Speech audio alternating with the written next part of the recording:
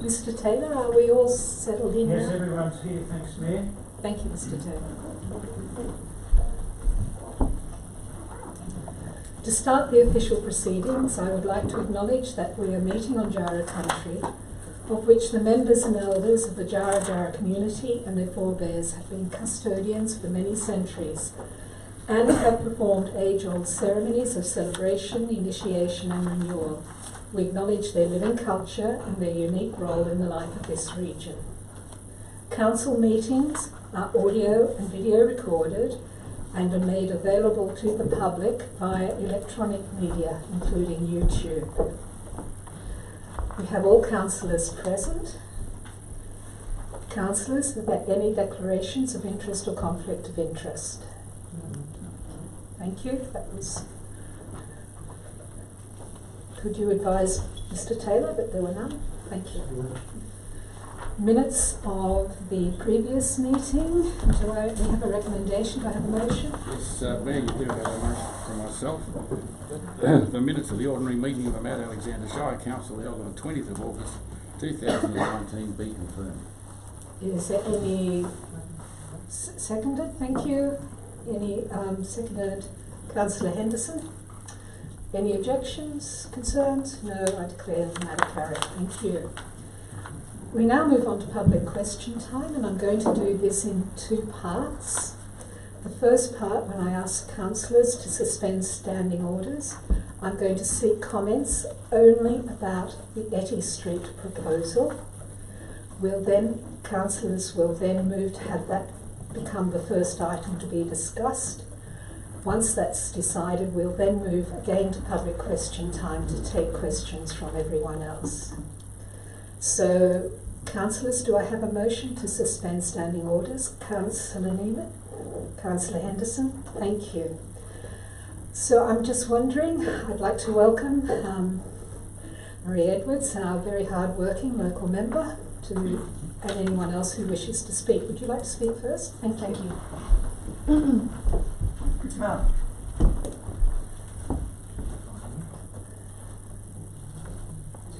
Thank you. Thank you, Mayor, thank you, councillors, and thank you to our CEO, and thank you for the opportunity to address your council meeting tonight. This is the second time I've addressed the council here in relation to the Etty Street proposal that we have been working very hard towards for a number of years now. People would remember that some years ago when it was proposed that the secondary college decant from the Etty Street campus to relocate to the one campus, that was what will we do with Etty Street. The question was put to the community and a lot of proposals were put forward. The school has now decanted, and of course the final stage of the school is underway, and Etty Street is still vacant. One of the issues we have with vacant school buildings is that they very quickly become attractions for those who would like to play havoc, I suppose, with the buildings. And one of the concerns that I have had right from the beginning is how do we actually utilise that site in a way that will benefit everyone in the community. The two proponents that have put forward their ideas are, of course, Workspace and the Hot Rodders here in Castlemaine. Both of those organisations have worked really, really hard, not just with you as council, but also with the state government, to ensure that the proposal that they've put on the table and the lease agreements are going to benefit everyone in this community. The Workspace has been in the Victorian community, in Bendigo, in Castlemaine and other regions for over 21 years. They are an incubator for small businesses, and they support small business operators who want to get up and running in our community. That generates income for our community. It generates an economic benefit for our community. Now, most people in Castlemaine know that our hot rodders are a very distinct feature of Castlemaine. In fact, I often call Castlemaine heart rod centre of the universe. And that is for a very good reason, because they also are doing amazing things, particularly in relation to products that are required to be made for those hot rods that are being sold internationally. So both of these projects will benefit not just the community, but will ensure that Eddy Street has people in there who care about the buildings, who will be working in those buildings, and will ensure that the future of that campus will be part of the community for years to come. People may also know that the school still retains a small part of that campus for the flexible learning options, which is really important as well, because these are the students who are very disengaged from school and need the most support. And we're very supportive of the flexible learning options, and that the school continue to support those students through that particular part of the Eddy Street campus. So I am speaking very much in favour of the proposal of the motion that you will be voting on tonight. And I know how much hard work has gone into this. It has been years in the making. A lot of hard work behind the scenes, conversations with the school building authorities, conversations with the Minister for Education. It has really been a long process, and I think we've got to a point now where we can tick this off and we can say, yes, let's get on with it. Let's make sure the Eddy Street campus has tenants for a long time into the future. So thank you very much for listening to me tonight. Thank you. Thank you, Mary Edwards. Much appreciated. Is there anyone else who wishes to speak on Eddy Street? Mr. O'Toole?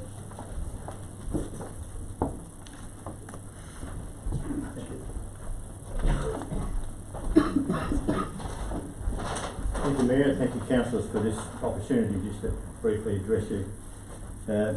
As Marie said, it's been a long, long road. We don't have to talk about that anymore. I don't think it's been so long.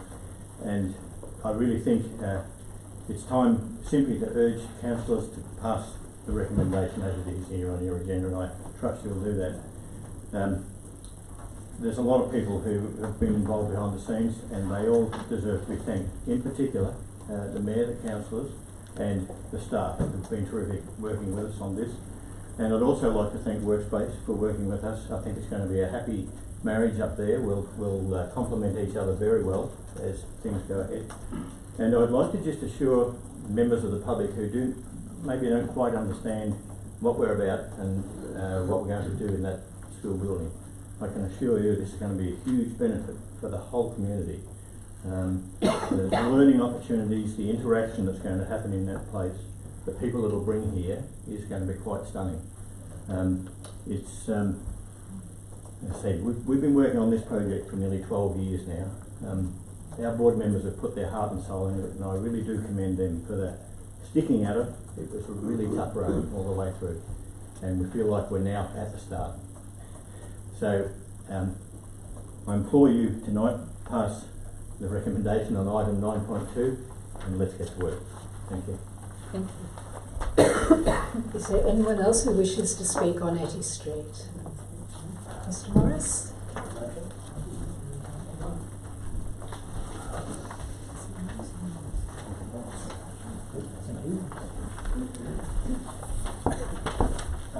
Thank you, Mayor, for the opportunity to speak. I'll be very brief. I'd just like to thank everybody who's been involved with this and commend the motion to councillors. I've just brought in a brief handout tonight which was prepared today.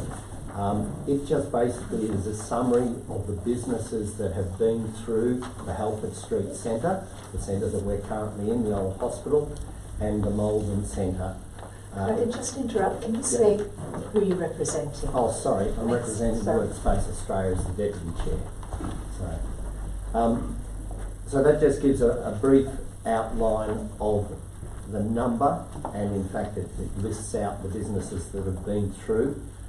We keep a track of those businesses for about 2 years after we leave. We're pretty tight on staff. There's only 4 staff, so it's a bit harder to track them further down the line, but essentially they're with us for 3 years, and there's a further couple of years of tracking there that shows the businesses that have moved through the centre, and that totals hundreds over the years. So I think that hopefully you'll agree we're making a a fair contribution to this community. Can I thank our local member for her contribution? Without her, we would not have got in the door with the state government, education minister and the like. Can I thank the council who worked tirelessly on this as well? In particular, the council officers that were dedicated to it and the support from councillors. And the last person perhaps that I'd like to, and I am hoping we're going to have a good marriage, Larry. With a strange twist, but let's not forget the school, the secondary college, who have cooperated with us throughout this whole strange concept, which is not their core task in life, but is one that they've seen is part of their effort in community building. So I'd like to thank them as well. Thank you. Thank you, Mr. Norris. Is there anyone else who wishes to speak on the Etty Street proposal? That being the case, councillors, could I have a motion to resume standing orders? Councillor Petrusma and Councillor Cordy. Thank you. Councillors, could I have a motion to move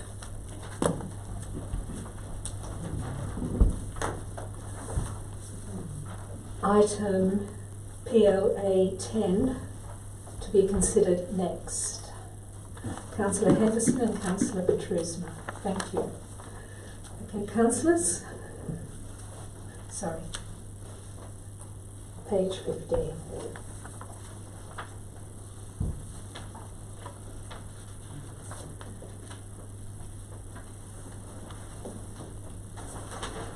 So we pass that motion. So councillors, yes, we did pass that motion. I'm happy to put the motion as printed in relation to the Etty Street premises.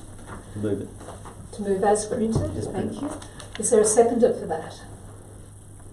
Hoping so. Councillor Neiman, it's great when there are people competing. So is there anyone opposed to this, this motion? No, okay, that's good.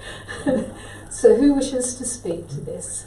I'll briefly speak. Councillor Petrusma. I'm really proud to be the one moving it actually. I've had a little bit of peripheral involvement.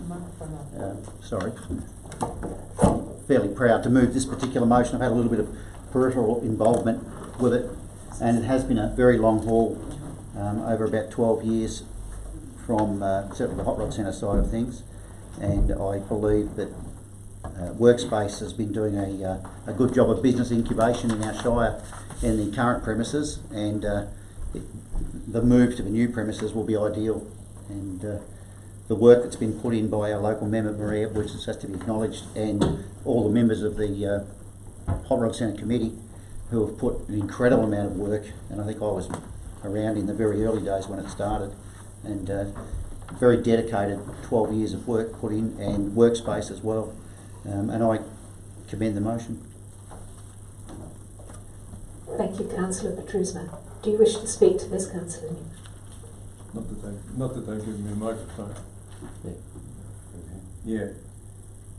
We're building a community here, is what I've got to say about it. Thank you. To the point, succinct. I really appreciate that. Does anyone else wish to speak? I'll go with Councillor Lesser and then Councillor Henderson. Thank you. Thank you. Thank you, Mayor. It's great to see the former Etty Street Castlemaine Secondary College campus. I've got that. You want me to go a bit closer? Yes. Whoops. I'll move. It'll still have a strong educational context and community engagement. Now, this is a bit unusual because I've got a real personal association with this site and the way that it worked, and I've spent many hours with the students. Now, I have a request to Workspace. Get my props here. This character is Councillor Pegg, and Councillor Pegg was born in that college, and there's a Pegg sculpture in the foyer, and I'm going to ask the Workspace people if they could leave it there because it deals with people, education and community, and so that there is a strong council connection with this site. And also, there's a hand sculpture on the wall outside the former cafeteria area. I'm not going to look at the plan that comes under workspaces jurisdiction. So I'm asking if they could look after or leave those nice sculptures of the students, and the link between the council will remain there. That's it. Thank you, Councillor Trusma. I'm not sorry. I do recognise the difference with two white beards, but I do recognise the difference. Thank you. Councillor Henderson. Thank you, Mayor. And of course, I must first of all acknowledge not only the presence of Maria Edwards here tonight, which we're very honoured to have you here, Maria, also for your obvious hand here. I see the hand of our dedicated local state member here, working not just for a quick flick here and there and then leave you all to it, but she's been in there for the long haul. Thank you, Maria. I'm sure the Mayor has something to say about that. She even knows a bit more. But I'm just noticing part of the report which makes mention of, while the detail has not yet been resolved in regard to the request for long-term space being made available for the theatre community, who were an initial member of this initiative, council officers have commenced discussions with the relevant parties to explore how this can be achieved. So proceeding with the proposed arrangements will not prevent this from occurring should agreement on terms between the parties be reached. I would like to put out an appeal for our Castlemaine Theatre Company, which has been on the go for many years, decades I believe. It's certainly a very important part of our town, and I know they have props and costumes languishing in various unsuitable places. They used to have a home in that campus when it was part of the college, and now they don't have a proper home. It would be really nice to think at least a storage space could be found for them, where occasionally they could use some area for rehearsals. And I'd like to think that between the great organisations, community organisations and workspace and the hot rods, that they can be somehow accommodated. Congratulations to both organisations, and let's hope the theatre company can be in there somewhere. Thank you. Thank you. Does any other councillor wish to speak? No? It's an unusual where we say yes, we support it, and we've got additional requests from both two councillors. I declare the motion carried, and in so doing I thank everybody for this community building exercise. That's just an amazing example of levels of government, community organisations and the community working together, and it's so much appreciated, and it's inspiring. It inspires us to do much more of this, so I thank you all very much for that. I'm about to ask councillors to suspend standing orders again so we can go into the rest of the public question time. But those people who are here just for the Etty Street, we have no objection for you staying or going now. It's up to you entirely. Thank you, Mayor. Thank you, and thank you so much. I'll move the motion to suspend. I'll move the motion to suspend standing orders, Mayor. Thank you, Councillor Trusman, officer. Seconded by Councillor Neal. Thank you.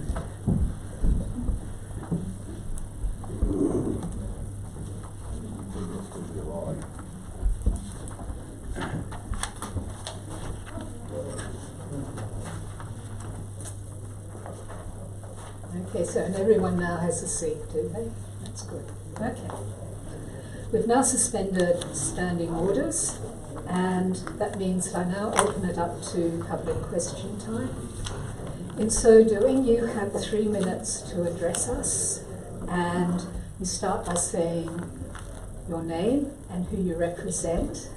If at any stage I'm feeling uncomfortable that there might be wandering into confidential matters, that could be personnel or other issues, or whether there's perhaps a lack of respect around how you're speaking, then I'll ask you to stop and expect you to stop.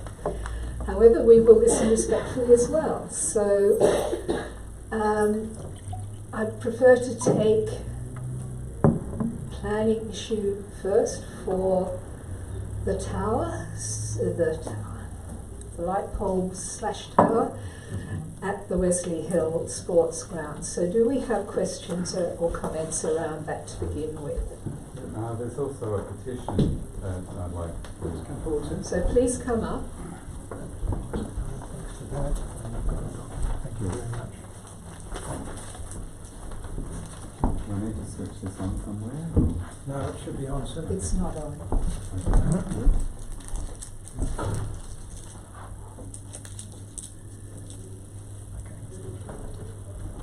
So I'm Michael Gersh and I'm a resident of Castlemaine. Thank you, Mayor and Councillors, for your dedicated service to the community and for taking on the demanding and time-consuming tasks of representing us, your constituents. I'd like to respond to the executive summary and recommendation attached to the agenda for this meeting regarding the proposal for the Optus Tower at Wesley Hill. My first point is that I noticed that not all objections received have been included or responded to in the summary. My second point is that the requirement to minimise visual impact for the transmitter is not properly addressed in this proposal. The example given in the summary refers to a different proposal in a different town and does not reasonably apply to the Doug Powell Oval site. All current telecommunication facilities in Castlemaine are located on the foothills fringe and are in bushland and have a very low visual impact. This proposal will put a very tall, visually intrusive tower right in the middle of the town, significantly altering the town's present character and visual amenity. By design, the proposed tower is very tall and as such will be visible from all directions in the town. The microwave transmitters have very different bulk, profile and height to the existing light towers. The 151 people who have signed the petition in the last 7 days clearly disagree with the council administration on the appropriateness of the site. And there we have some drone photographs from the height of the tower, and they show the visual reach. Virtually everywhere in Castlemaine it would be visible. The negative visual impact will not reduce over time either, especially since the council summary suggests, to quote, future telecommunication co-location is possible. The increased visual bulk of additional microwave transmitters, including 5G, are highly likely to occur if the tower is approved and can take place without further public scrutiny. Now the third point, the contention that co-location on an existing tower was not possible is not backed by any evidence in the summary. Co-location on an existing tower... Could you just hold a moment, please, while I get these councillors under control a little bit? Mr Taylor, I think they want to see the photos. We're under control here. Thank you. Thank you. Please proceed. Thank you. Co-location on an existing tower is the favoured option of most residents. Now the fourth point is legitimate concerns expressed in multiple submissions regarding the health implication of exposure to the microwave emissions from the proposed tower have not been properly addressed in the summary. The summary contains... So you have about, I'll give you another 10 seconds and then, 3 minutes as well and truly up.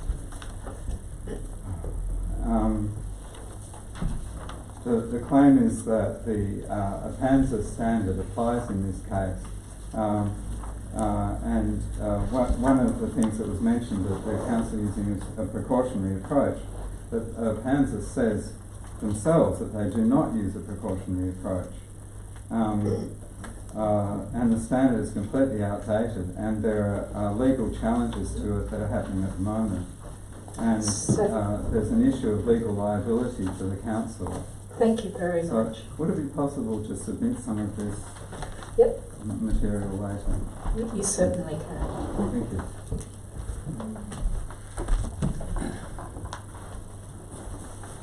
So is there anyone else who wishes to speak about the tower?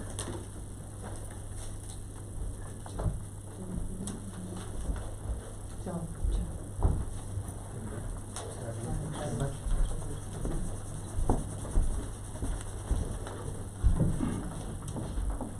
name's James McIver from Catalyst One, representing the applicant Optus Mobile.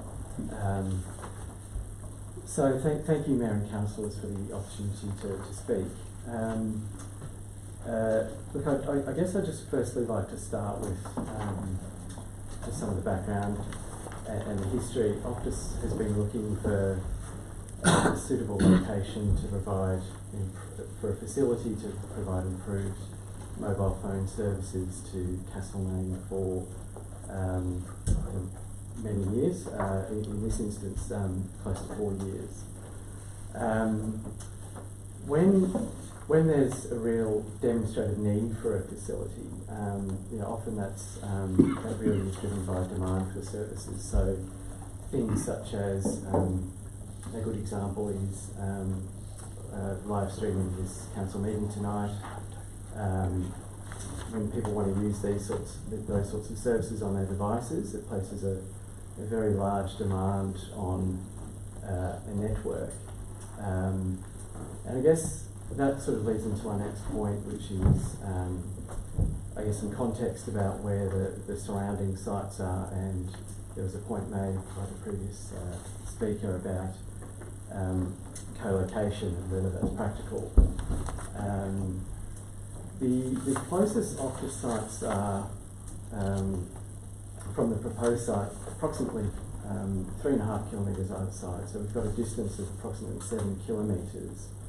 The site out to the east is at Golden Point Road, Chewton, which is a relatively new facility, and then there's another facility out at Muckleford Road,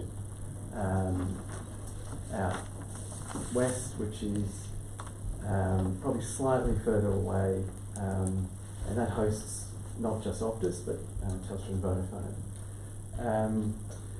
That sort of distance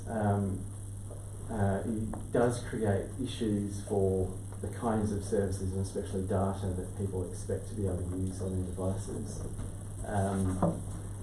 And the other point on that is that people really do need to be able to be close to facilities in order for those facilities to work effectively. So 7 kilometres for a town the size of Castlemaine, for a gap in that sort of coverage area is quite large, and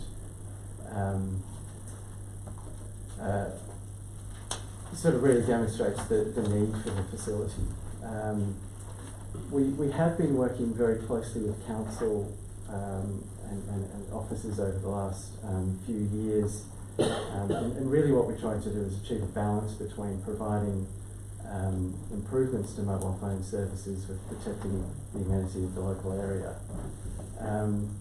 What Wesley Hill Reserve does is provide a really good opportunity to minimise those amenity impacts.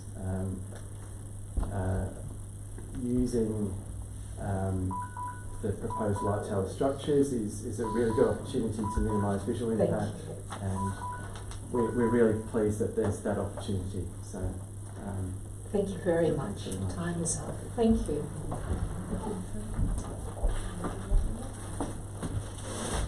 Does anyone else wish to speak on the tower? I've got 2 people, so this gentleman and then I'll Is the ladies first, or? point to you, and there's a third person there. Thank you. Well, thank you, Mayor and Councillors. My name's Greg Plank. I live at number 25 on Grass Street. And I just want to make the Council aware that you are very, of course, conscious of the heritage of the Castlemaine district, the Mount Alexander Shire, as we call it. I live next door to Beryl and Alan Robinson. And back in the 50s, there was no reserve or anywhere for young children there to play football. They, along with Doug Powell, who of course the reserve is named after, in respect to him for his work and he's done for the community and his sporting prowess, his wife Heather, the Delmenicos, which lived on the corner of Duke and McGrath Street, and his wife Anne, they housed the gentleman and fed him to create the Doug Powell Reserve by using earth-moving equipment to clear a paddock which was infested, of course, with snakes, infested with noxious weeds and so forth. And we are left now with this beautiful reserve that you see before us, not only for that generation that was there at that particular time, but also for the generation that have been before us. and also for the ones in the future as well too. The ratepayers' constituents are reliant on you as the elected council to send Optus a notice of decision to reject any proposal for a telecommunications tower to be placed on the reserve and look to a more suitable and practical site that doesn't impact on the visual amenity and protects the heritage and respects the legacy of the hard-working, community-minded residents that created the Doug Power Reserve for the benefit of generations from before now and into the future, which I just mentioned, which will conserve the natural environment and natural processes for their historic values. Now, I've spoken to Beryl and Alan, and they said if this tower goes ahead, they don't want it.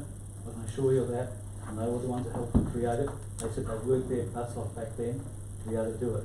They created the Wesley Hill Progress Association, and only just the last edition of the Castlemaine Mail had a letter in there sent from the Powell family showing that council, not the actual council at the time, they'll call a different thing then, gave them the opportunity to help them to fund it and to get out there and help them. So you can see the size of that reserve and how much work and effort would have gone into that back then for people funding that particular reserve.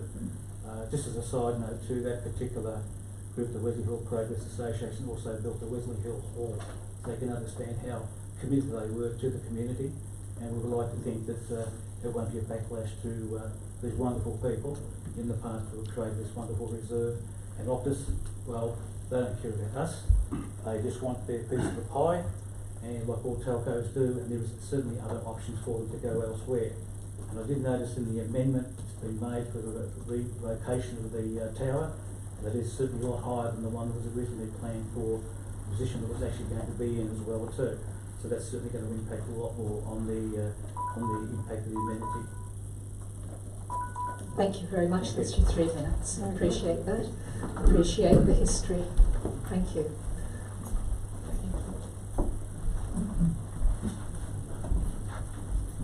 Hello, my name's Fiona Luke. Thanks for having me here tonight. Just before you start, I'm having trouble hearing you. I'm just wondering, Mr. Taylor, if we can get that. Is that better? Not working. Is there a button there?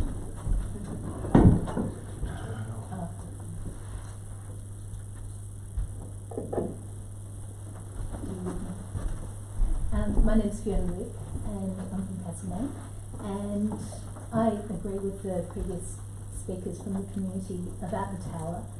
It has, since we've been speaking about this in the last year, it has grown from 32 metres, I think was previous height, to 38 metres. It was at 32 metres, it was the height of a 12-storey building. It'll be the tallest structure as you drive into Castlemaine, and I have a concern about the heritage aspect of it, the town. People come to the country for getting away from phones and getting away from the city hustle and bustle, and here we are driving into Castlemaine with a 12-storey structure in the roadway, to greet us. I also think that there are lots of opportunities for people to shop around and have telcos covering them wherever they live or work in Castlemaine. If Optus doesn't work in your area, you could go to one of the competitors and find an alternative. There's nowhere that doesn't get, as far as I can understand, that doesn't get any service from one provider or another. And it really is about commercial gain. Optus is here for their own commercial gain. And I think that once we have a 38-metre tower in the entrance to Castlemaine, we're going to have it forever. It's going to be there forever, and the only one that really benefit in the long run are Optus. Thank you. Thank you.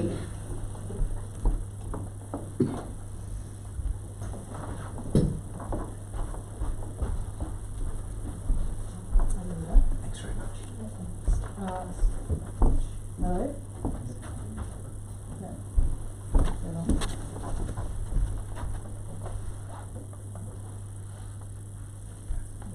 Hello, my name's Kay Stower. Oh no, it was on for a second and it's gone off again. Okay. Had a green light. Sorry about our equipment difficulties here. We do actually want to hear you, that's the problem. It's not up there. Alright, it's gone out again. I'll try and speak loud. I'm wondering if this is about phone reception. Can't people just change company to get their needs met? When you're down on Forest Creek walking in the bush, down in Forest Creek, on the bush tracks in Happy Valley, you can see the lights already. If I go for a walk at night under the starry night, I'm looking at the lights over there, let alone in my living room. On a summer night, I've got light coming in, and I don't want to be looking at those things, let alone other people going for a bushwalk. I'm wondering about the children that will be playing under there. I know you're saying you can't object to this things about microwaves, but I do object, and I'm concerned about the children year after year after year, week after week playing under this stuff, and I'm wondering, would you put it in a school, and if not, why not? And if you wouldn't put it in a school, would you put it in a sports ground? I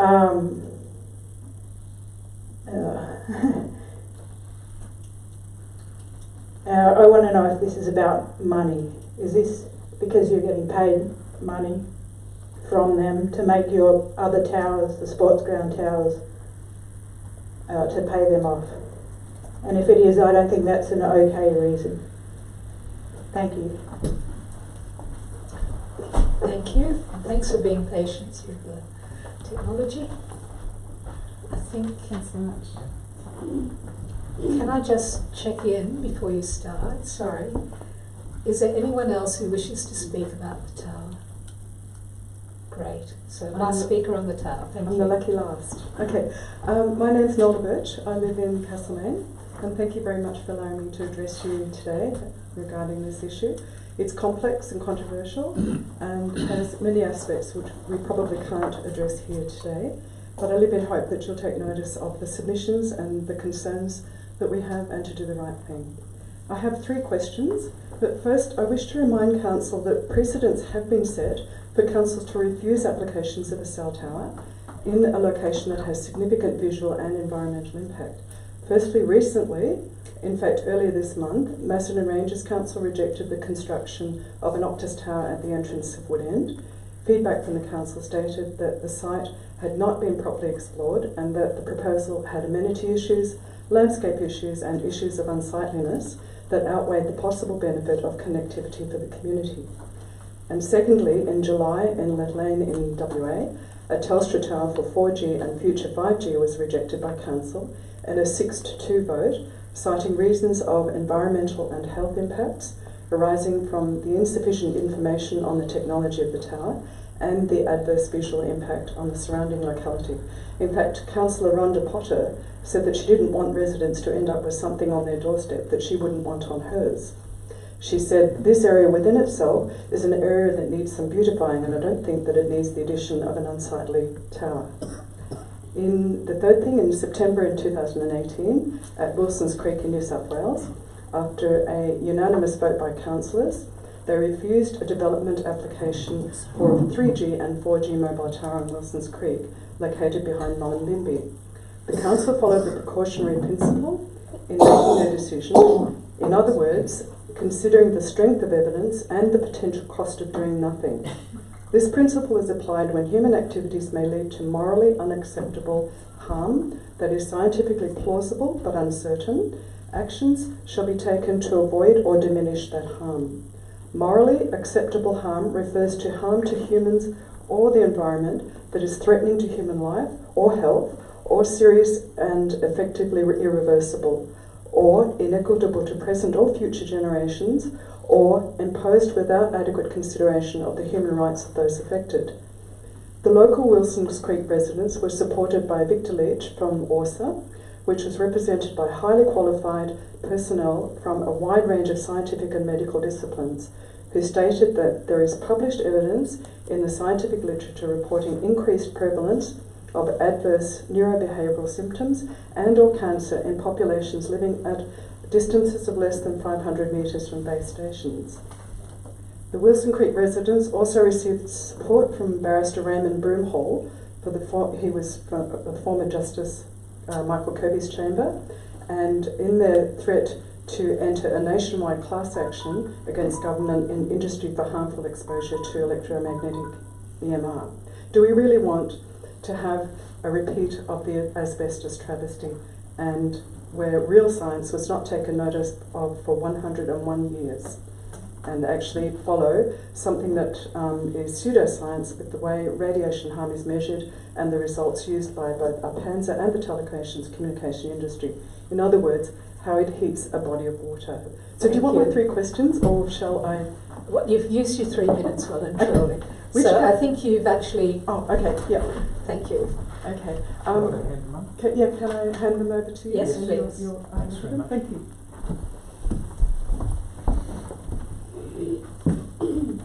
So Mr. Taylor, will you just circulate that around? Thank you. Okay. Other planning issues. Do I have any people who wish to address another planning issue? Yes. Planning issue, in 21 Dalton Street, 23 Dalton Street. Is Yep. that appropriate for now? Thank you. Thank you. Sure. Thank you, Mayor and Council, for letting me address the Council. This is in Can you regard state who you are, please? yeah, sorry about that, got carried away. I'm David Sherry. I live at 21 Dalton Street, Castlemaine, and this is in regard to a subdivision at 23 Dalton Street. And I have a number of concerns about the plan. One is the impact on our amenity. That's myself and my partner at 21 Dalton Street. There, 23 Dalton Street obviously is our neighbours. Another concern is the potential impact on the overall character of the neighbourhood. Thirdly, its impact on traffic in Dalton Street, including parking and pedestrian safety. Fourthly, the subdivision does not represent design excellence. And lastly, and possibly more seriously, the most serious of all the way, is there's been no consultation with me as an objector. And I understand there is that opportunity in the planning process, and thus far that hasn't happened. So I just want to elaborate briefly on those concerns. The subdivision represents a substantial loss to our amenity. If the subdivision goes ahead, we'll have a driveway near our lounge room and other living areas where presently there is no driveway. And there's no proposal in the present planning application as to how noise and dust may be managed. Back to the potential impact on the overall character of the neighbourhood. The subdivision fails to comply with standard C6 neighbourhood character in clause 56. As I understand it, the subdivision design should respond to neighbourhood character and respond to and integrate with the surrounding urban environment. The Camp Reserve Dalton Street character is older style dwellings on larger blocks in a garden setting. The proposed development does not conform with this. There are no existing Battle Axe blocks within the vicinity, and as you'll be aware, this planning application is for a Battle Axe block. And most blocks in the area are greater than 500 square metres. The proposal for 23 Dalton Street will create 2 small blocks, considerably smaller than those in the immediate neighbourhood. Further, if the current proposal is approved, it will set a precedent for further small subdivisions, further eroding the character and amenity of the precinct, as well as leading to parking and traffic difficulties. Which leads me to my third concern, which is the impact on traffic, parking and pedestrian safety. Another resident or residents will lead to more traffic in an already busy street. An additional driveway will create a further pedestrian hazard, as well as the loss of at least one parking space in a street which is already very crowded and sometimes dangerous during big events at Camp Reserve. Lastly, or sorry, second last, the subdivision does not represent design excellence. The proposed Battle Axe design is an efficient layout that results in around 130 square metres or 30% of the 420 square metres devoted to vehicle movement. It removes a significant proportion of the garden at 23 Dalton Street, which contributes to streetscape character. And there's no indication on any plans of how the 5 metre width on the southern side of the block is to be used, while presumably will be a gravel driveway. Thank you. You've That used is- your 3 minutes. Yeah, Okay, it goes very wasn't sure. quickly. Okay. Thank you. Can I give you those, Councillor? Thank you very much for the opportunity to address you. Thank you. Thank you. Just a point of clarification, Mayor, we able to get Mr. Civic to speak to the section that was referred to by the objector, the C6 clause 56. I'm just wondering, hang on a second. Or during that. We'll come back to it. Yep. So we'll come back to that before we start the debate, but thanks. Thank you for asking. Is there anyone else who wishes to speak on it? Yes, thank you. Planning issue. And as you're going to the lectern, whatever you call it, councillors, I need a motion to extend the I'm just going to ask before we do, so we get a rough idea of time. Who else wants to speak to us tonight? Can you put your hand up? 1, 2, 2 additional. Okay, so we can do a short extension. So until, say, 7:30. So suspend standing orders until 7:30. Is Councillor Henderson, Councillor Petrusma. Thank you. Okay, thank you. Thank you. My name's Peter Stevens. My wife and I own 9597 Forest Street, and there's a planning permit issue being discussed tonight. And we're obviously in support of the issue of the permit. There are 2 aspects of the plan that we want to comment on. First are the building works. We have a single-storey house at the front of our property, which was originally 2 houses. We are reinstating 2 houses, which will be modernised, age-friendly, energy-efficient, and both 2 bedrooms. The work is being supervised by Crosby Architects. A unit at the rear, which is very ugly, is above a double-storey garage, and we intend to demolish that and replace it with a single-storey, 2-bedroom, age-friendly and energy-efficient home designed and supervised by Crosby Architects. All 3 homes will have gardens. Why are we doing this? Well, we no longer have family sharing our house, and it's too big for our current needs. Garden maintenance is getting beyond us. The front house needs a lot of maintenance and modernising if we continue to live there, and we do want to live on the property as long as we can. We want to improve the housing stock of Castlemaine and provide opportunities, and particularly for older singles or couples, to live in quality housing in pleasant surroundings. The second aspect of the permit is a dispute over a disused right-of-way to the east of 97 Forest Street. We thought we owned all the land that was enclosed by the fencing when we bought the property in 2008, and only discovered that we didn't own the roadway when we had the land surveyed in preparation for a subdivision. We immediately started to claim for adverse possession, and we have evidence that it has been fenced and gated for 30 years and used by owners of 97 Forest Street for various purposes. Since Mount Alexander Shire was established, there have been at least 5 planning issues brought before the council, and these all showed the right-of-way being fenced and utilised by 97 Forest Street. The first plans that we're aware of are dated September 89, and the last are dated December 2001. And that's all I wish to say. I do have some documents that went to the council which shows these previous plans. I don't know if you want them or not, but your council will have them already.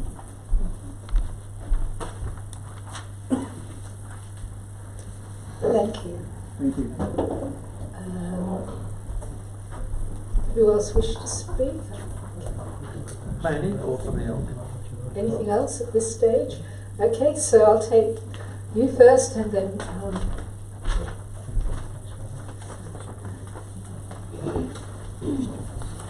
Thank you, Mayor. Thank you, councillors. My name's Bill Sampson, and I live in Guildford, and I'm a committee member of the Guildford Progress Association. This is doing with trees in Havelock Street, and I presented a petition of 90 signatures from Guildford and environs, and there are more to come. The petition follows correspondence, meetings, a joint site inspection with a senior council officer, none of which the complainant in this matter responded or attended. The petition reads to the Mount Alexander Shire Council, read your officer's decision to rip up 12 street trees in Havelock Street, Guildford. We, the undersigned being residents and ratepayers of Guildford and environment, environs, hereby petition the council not to remove the 12 ironbark street trees in Havelock Street that were planted for, grants obtained, training undertaken, planted and watered on numerous occasions over the past 3 years by the Guildford Progress Association and volunteers, which are doing so well in these harsh conditions, merely because of a complaint without good reason made by an absentee owner who only discovered the trees 2.5 years after they were planted. Apart from the destruction of native trees and despoiling our efforts to care for our village when the council has no budget for such things, it sets a very bad precedent. That's our position.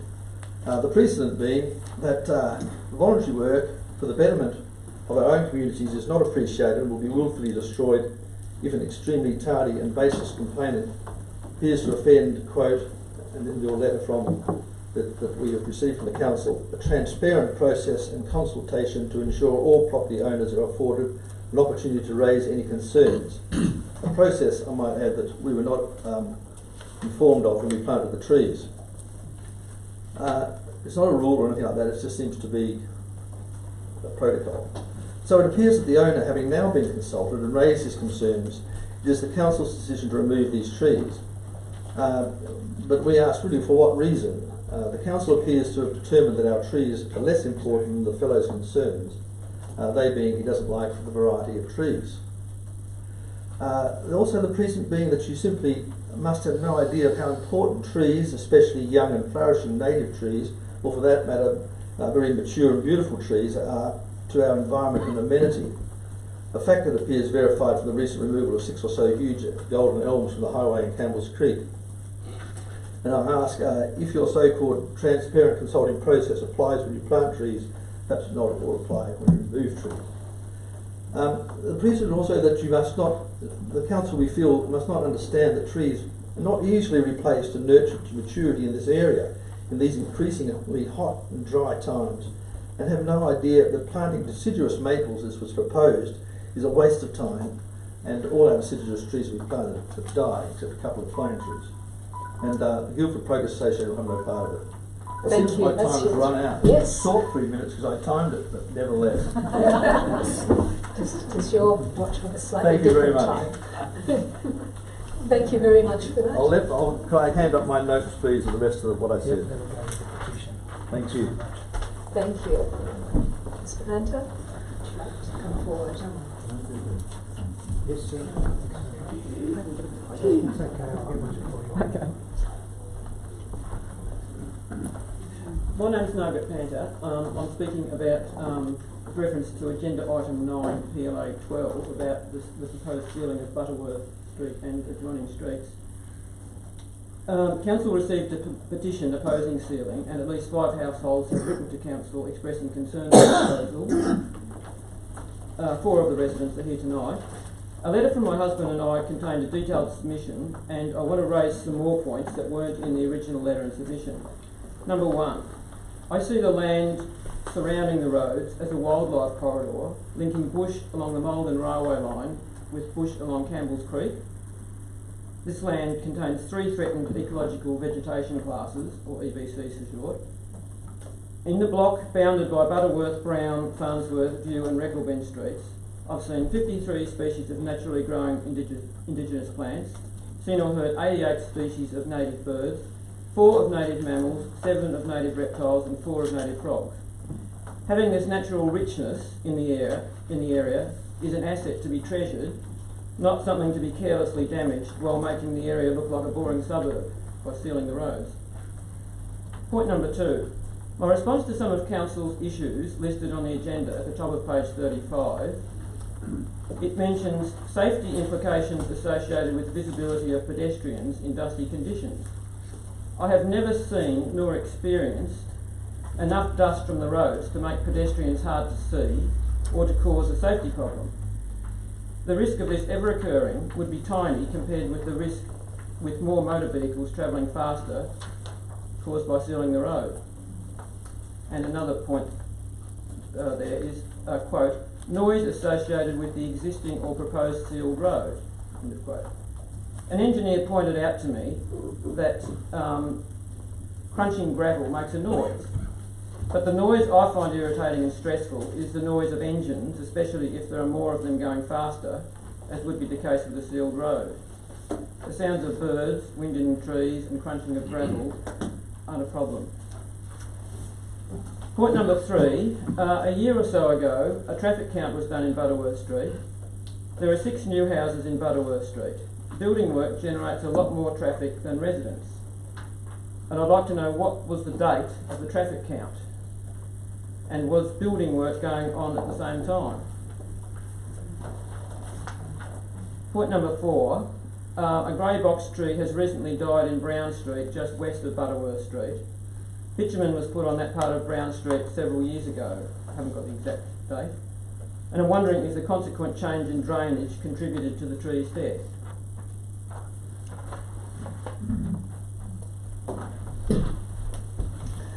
Thank you.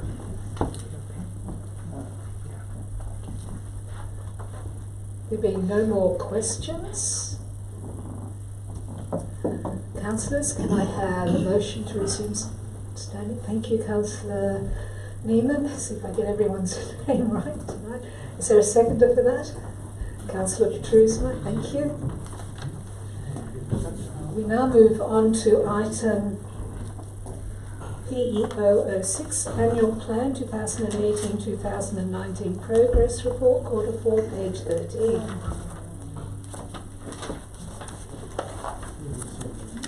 Oh, yes. I just raced ahead, councillors. I am sorry. Thank you, Mr. Fazard. Petitions and joint letters we've had tabled, and there are no more. Committee reports, there are none. Assembly of Councillors, we have Assembly of Councillors. So I'm just wondering, we do have, and that's on page 6.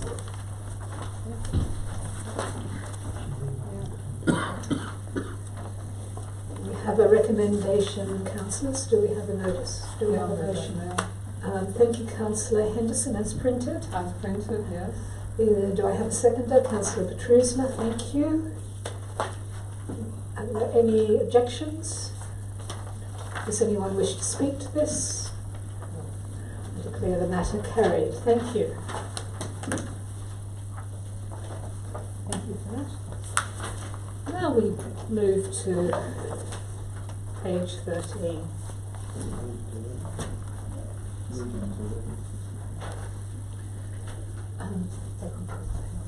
So we haven't got up to their items yet. Okay, so page 30.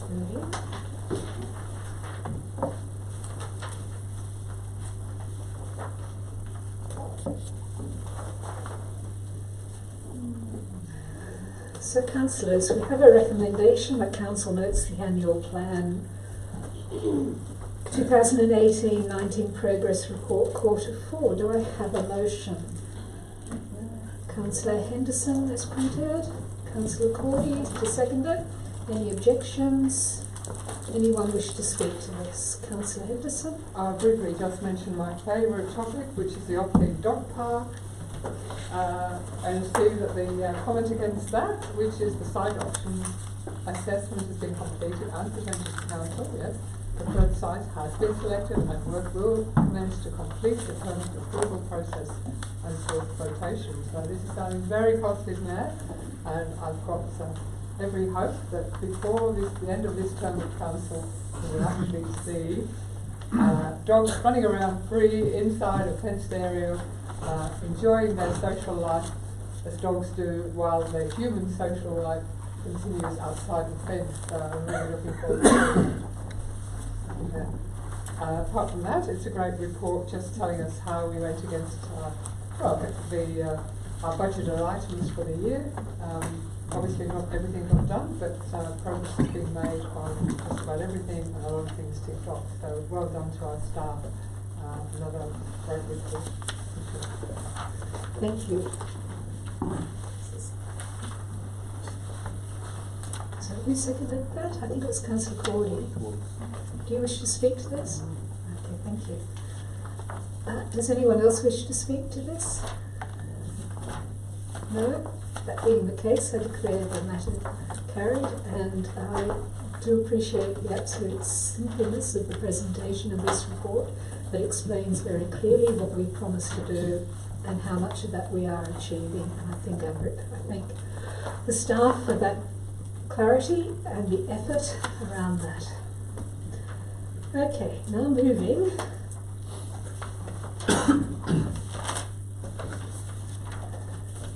to page 30, PLA 11, response to petition for speed limit reductions on the Bendigo Sutton Grange Road and Faraday Sutton Grange Road.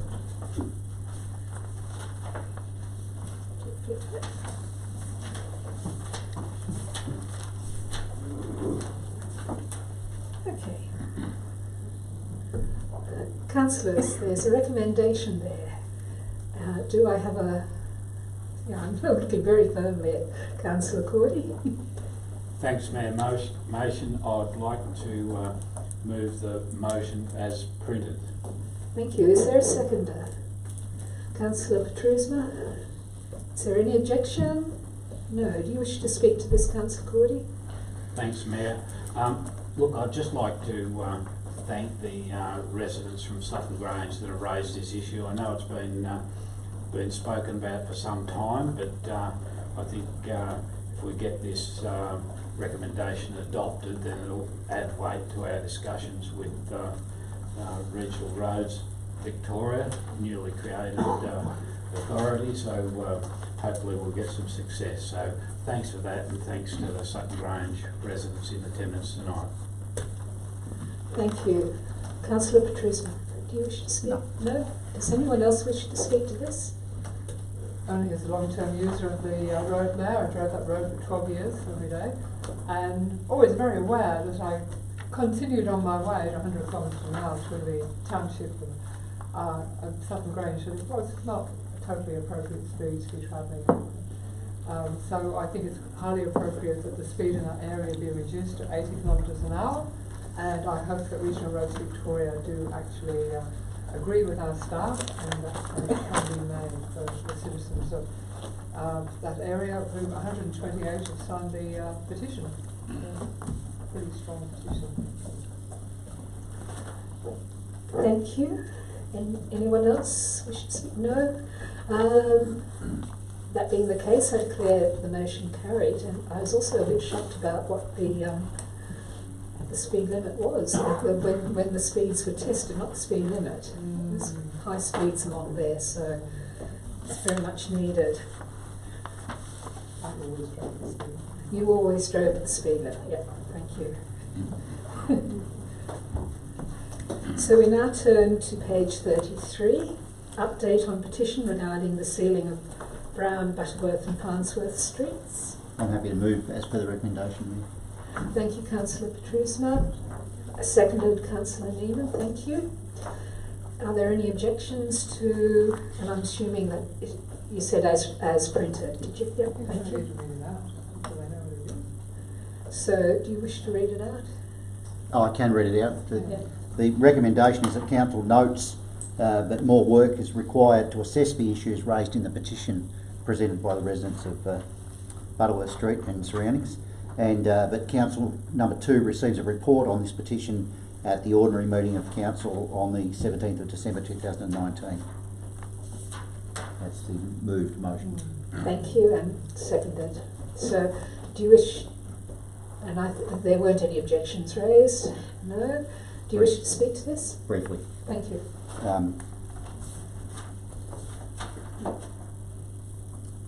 I've taken on board the concerns raised in the petition, and also Margaret Panter's talked to us tonight at the meeting.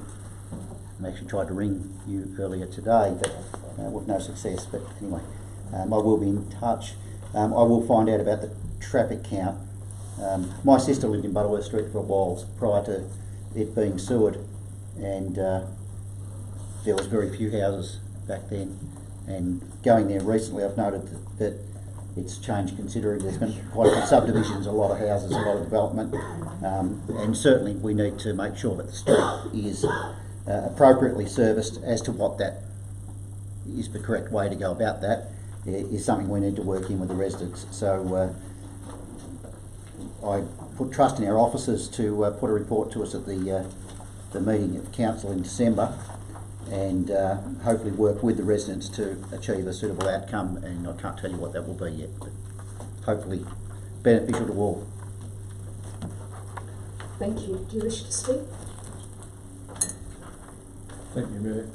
I'm just a little concerned that the development in Recklebone Street, the paddock, won't be finished for some time, and we won't know until it is finished what effect that'll have on traffic in that area. Thank you. Anyone else wish to speak? Oh yes, thank you, Mayor. I'd really like to note the quality of this petition. We do receive a lot of petitions, and doesn't necessarily go by number, but this one has a particular aspect in that people have made comments. And I know that the 35 signatories, most of them have written comments, and they live there, and they've considered the petition's purpose, and they've actually made comments about why they're signing the petition, which I find that rather interesting. And it's quite quaint, really, isn't it? Here we are in Castlemaine. I live in a town where there are very few sealed roads, and if there was an offer of a sealed road, I can't imagine anyone knocking it back. But it's a very different environment, because when you drive a couple of kilometres on an unsealed road every day, then you get sick of all that dust in your car, etc., and you really like to have it sealed. I also like the juxtaposition of Margaret Panter's presentation of the richness of the environment in her area with the how the Doug Power environment came about, and was such an obvious improvement on the previous environment. And I think what a wonderful place Castlemaine is. So thank you, citizens, for coming to talk to us. Thank you. Anyone else? No? That being the case, I declare the motion carried. And yes, it will come to us. But I'd just like to reassure residents that there is no budget for this proposal in this current year's budget up until June next year. It may well be considered as part of the following year's budget, but it's not in there now, so don't expect bulldozers on your street tomorrow or the day after. We now turn to page 43, planning permit application 220/2018, use and development of the land for a telecommunications facility at 20 McGrath Street, Castlemaine. Councillors, there's a recommendation. Do I have a motion? Yes, I do, as printed. Thank you. Is there a seconder? Councillor Neiman. Thank you. Do I have any objections? Yes, you do, Mayor. Thank you. So, great. Thank you for that. We have a debate, and I think that casts me into a good role. So, Councillor Gardner, you have 6 minutes to speak to this. Oh, cut him off after 3. I'm a man with little words, so I won't be that long, I'm sure. Look, this is an issue that obviously has come before council numerous of times. It's been going on for a while now. So, yes, I'm aware of the petitions, and yes, I've seen all the details. In terms of people speaking tonight, there's 3 things I would like to quickly mention, and there are some other things which in some ways I find offensive, and I will answer them. The visual impact, I think, as it states, it's not really a planning decision, and VCAT has made rulings. I know there's alternatives, but I do. The ones provided by councillors, by the staff. I live in Malvern. I get visual impact and what it looks like. This is out near a sporting oval. There's towers there already. I can't see it or blend into the background. Co-location, I think, something Optus spoke about. It's a commercial decision. It's not something council can really have anything to do about. Health impacts. I think someone asked, would you have your children? Yes, I would, and my children will be playing under them, and I've even spoken to them. And one of them, quite right, then went into a whole thing about 5G, 4G, its health effects, and the science actually says there is none. as in terms of a planning application, we have to go on the planning aspect and leave the health to the Australian government authorities.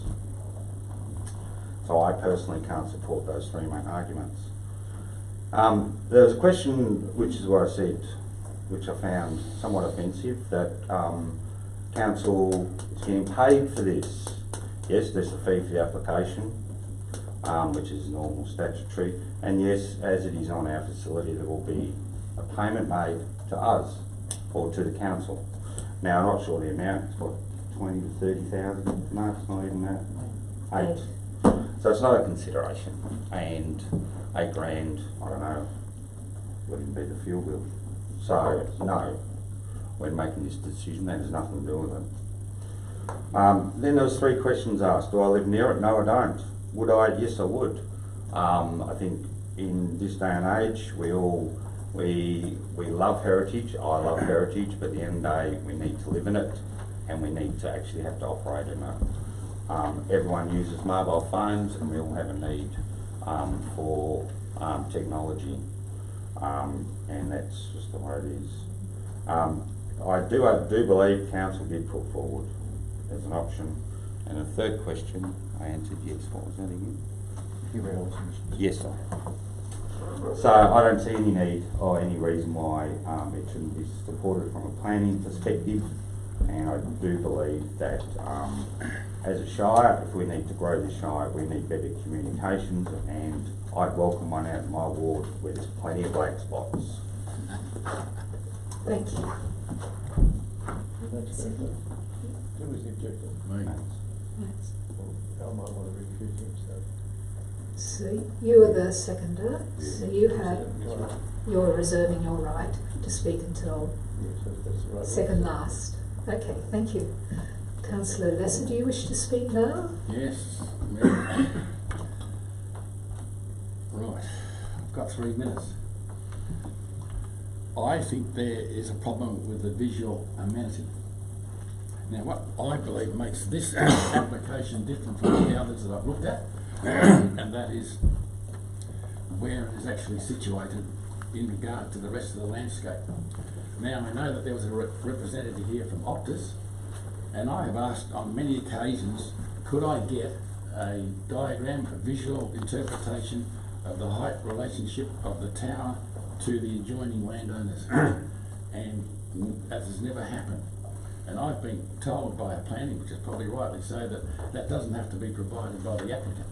But my point is, how can we make a decision on something when we don't have the actual information? Because in this case, it's not on flat land because of all the raised areas around it. And I think that it makes a difference. It makes a difference to the people in Scott Avenue, around that area, and also to the people behind in the railway. And had we had that visual interpretation showing the height, the sight lines, and that which we've been asking for several months, I think we'd be in a position to actually make a proper decision and an informed decision. Because this site is not on flat land like all the others that I've had, look at, that have actually been in parklands and in, play spaces. And I just felt that the applicant should have provided this information so that we can all look at that visual amenity because of the raised level. So I know that we've got these drone pictures, but that's not what I'm chasing. And I would ask the applicant if the applicant could provide that information as requested, so that as councillors we can actually make an informed decision, because we're missing these vital pieces of information. Thank you, Mayor. Thank you, Councillor Lesser. Councillor Petrizma, do you wish to speak? I will.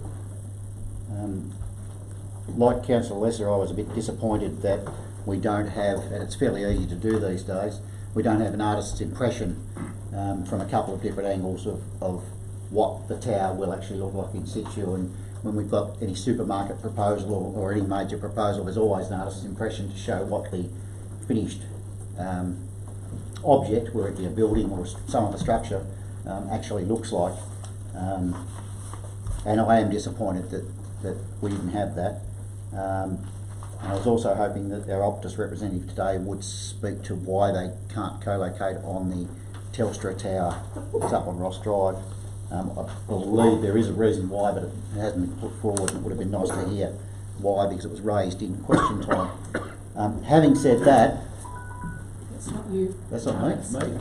Oh, okay. Start again. Having said that, I was up there today looking from various different angles, and I've got friends that live up there, and I've got friends that play sport up there. My daughter used to go up there. She's too old now, so she's no longer a junior. But I've got friends whose kids play football up there, and I've spoken to them, and they support the proposal. And I understand that most of the residents don't support the proposal. But I had a fairly good look from various angles today, and the 3 existing light towers that are there are reasonably visible depending on where you actually look from.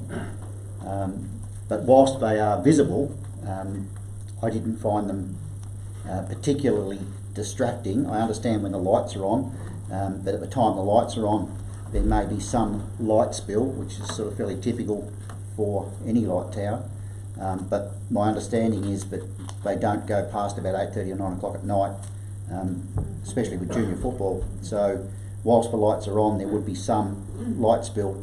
Now I took on board what Mr. Plank said in relation to the heritage of the area, and the fact that it was a Doug Powell Oval that started in the 1950s, and it's a little bit difficult to assess what Doug Powell would think about the current proposal. But I would think that he would be happy that our junior footballers are back playing on that ground, and the facilities have been greatly improved. And as a result, I think we've had 4 junior teams in the finals this year. And they're training under the 3 lights existing at the moment, or have been.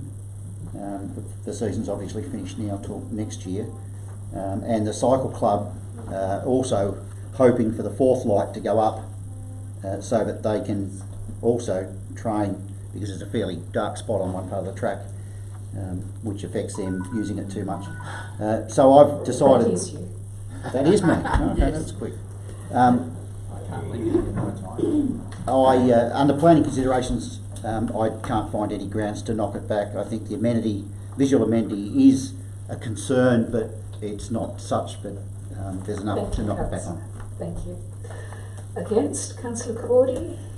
Thanks, Mayor Mate. I'll just talk briefly, but there's a couple of points I wanted to make. Really, what we're talking about here is it's a premier community junior sport play space, and council's been investing a lot of money in the space, developing it, and I see this proposed tower is contrary to what we've been setting out to establish. The idea is for a shared tower, and certainly some cost benefits for that, but from my perspective, and I've argued against this right from the outset, the science is not fully understood. The technology is changing all the time, so fast track forward, if it goes ahead, down the track there may be some problems as a result of the radiation from this tower. The other thing is, that's very important to me, is a significant community concern about the proposal. And, council's here to represent our residents, and I've certainly been listening to what people have been saying tonight. Concluding comment I'd say about this co-location idea is, just because it's an idea does not mean it's a good one. Thank you. Thank you. Thank you, Councillor Cordy. Councillor Henderson, do you wish to speak now? Yeah, if there's no one else to speak. Yes, we've got 2 extra. We've got the right of reply from Councillor Gardner, and we've got the seconder who can respond after you. Okay. Yes, well, I have to say that look, it's a very strong report with lots of citing of BCAT decisions which point out that there's little point in having any opposition to these proposals. However, it comes back to this is Castlemaine, and A lot of people don't want it. It is in some ways without precedent. It's because it is of the siting. I agree with Councillor Lesser. It's in a hollow, if you like. It's right in the middle of dense suburbia. It's not on the edge of town. It's not stuck on the hill in Little Bendigo. It's not up near the hospital. Here it is in the centre of town. Why do we need it? Because Optus needs to compete with its competitors, Vodafone and Telstra, providing the same service. As people have said, it's quite easy to swap from one to the other, and please someone explain to me, how does NBN relate to these companies, and why do we have to have this replication of towers, which are going to amplify and multiply with the arrival of 5G, that's no doubt. I think that there is sufficient doubt about the science, that there will definitely be problems recognised down the track, but they're not going to be recognised for a generation or so, just like the old SS was, I suppose. And by which time we'll be in a pretty pickle, because we won't be able to run without them. However, that said, I think that we need to take a stand on this. It's the wrong place at the wrong time. And having originally said, okay, I'll lie down and support this because I can't see any reason how we're going to win, I think this time it's worth giving it a go. So I want to oppose it. Thank you very much. Thank you, Councillor Anderson. Councillor Raymond, do you wish to reply to it? Finally, something that I've got a little knowledge about. I have been to VCAT with towers before. I don't see any problem with radiation that's beyond the rules as they exist at the moment, and that's about all you can go with. The visual impact, I can assure you it will disappear, as it has in the other case I was involved with, which also was in the Dandenong, so up and down a bit there. I think it's a good value. We're trying to grow this community as a switched on community. We need the best communications we can get. Thank you, Councillor Neiman. Councillor Gardner, do you wish a right of reply? Yes. Look, I don't think I've actually heard, other than amenity, from people that on a planning grounds why it should be rejected, other than amenity. So I don't really prescribe, though, to the fact that because, Max, you didn't get your little model or whatever you wanted, you're vote against it. I mean, that's wrong, sorry. I was interested to hear your comment, Councillor Cordy, about you've been against it from the start. It's the first off thing, and the science is actually, as far as I know, well and truly settled. So I don't know that we are going to have an asbestos. We could have, we could talk about Roundup. We could potentially have something like that in the future. So, you know, I don't see any reason, and Castlemaine is the centre of this Shire. It is the commercial centre, and we do need to bring it to the 21st century. Thank you, councillors. All those in favour of this motion, please raise your hands. Those against? I declare the motion carried. Did you want a division, councillors? Yep. Division, please call for a division there. Thank you. I call for a division. All those in favour? Council. No, I'll put my hand back down. Now you've confused me. Councillor Petrus, McGarden, O'Neill and Machen. Those against? Councillor Henderson, Cordy and Less. Thank you. I'm absolutely confident this will go to VCAT. It wouldn't matter which way the vote went, this will go to VCAT. And I am really sympathetic to all the concerns, and I hope it's really clearly understood and fought out at VCAT. I also have concerns about the electromagnetic radiation. I think it's something we need to be aware of and keep pushing. However, it's not the role of this council, which is how I voted, why I voted that way. I thank you all for being really polite, clear, articulate, and I'm going to be watching the VCAT decision very closely. Thank you.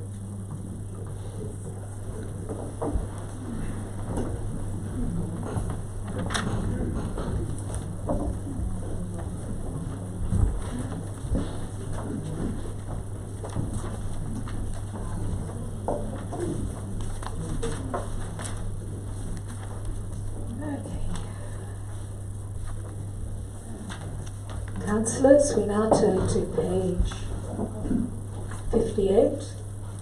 Planning permit application 169 of 2019. Conversion of an existing dwelling to create two dwellings and waiver of car parking requirements at 9597 Forest Street.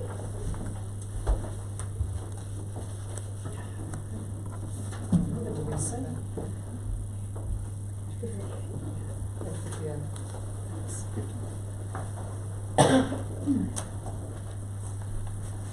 Councillors, there's a recommendation. Do I have a mover of a motion?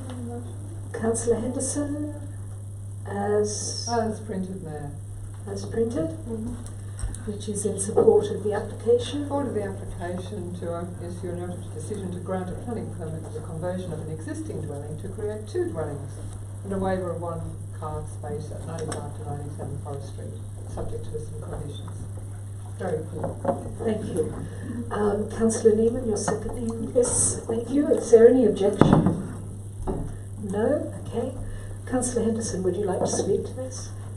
Only to point out this is very simple. It's not a subdivision. We're not creating two separate lots. It's simply one house is being converted into two, which is allowing, I suppose, two families and two separate residences on the same lot, which is quite acceptable in a residential area. That's Civic. So good luck to them. More housing for people in Castlemaine. Thank you. Councillor Neiman? Pretty much echoing Councillor Henderson's remarks. It fits in with the infill policy that we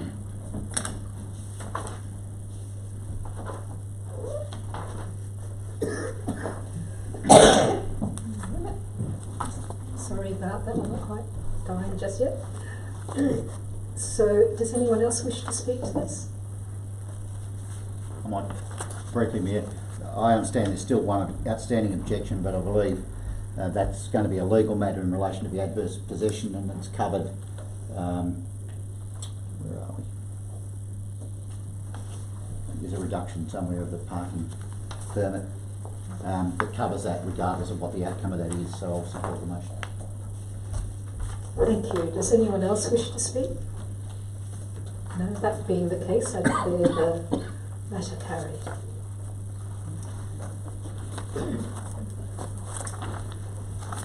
Okay. Turning now to page 70. I'll move that one as per the recommendation. Could you tell us which one it is? Just read out the heading. Echo 37, planning permit application PA 127, 2019 at 48 McGrath Street, Castlemaine. Thank you. Is there a seconder for that? Councillor Lesser, thank you. Is there any objection? No. Councillor Petrusma, would you like to speak to that? Only really briefly. I went up there today and had a bit of a look, and there's numerous similar subdivisions in the area, and I believe that there was originally two objections. One was withdrawn after a couple of provisions were put in the conditions of the permit. I believe there's still one outstanding, but I don't believe that the objections in that as to what may or may not be there can be considered by council, so therefore I believe that we should permit the granting of the permit. Thank you. Councillor Lesser. Anyone else wish to speak to this? No, that being the case, I declare the matter carried. Thank you.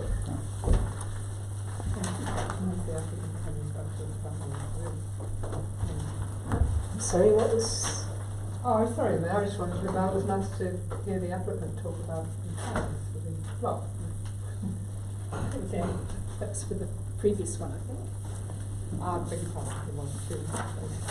Turning to page 84. Sorry, just the applicant has actually come in, but they missed the public question time. Oh, okay. There you go. Dorking Street.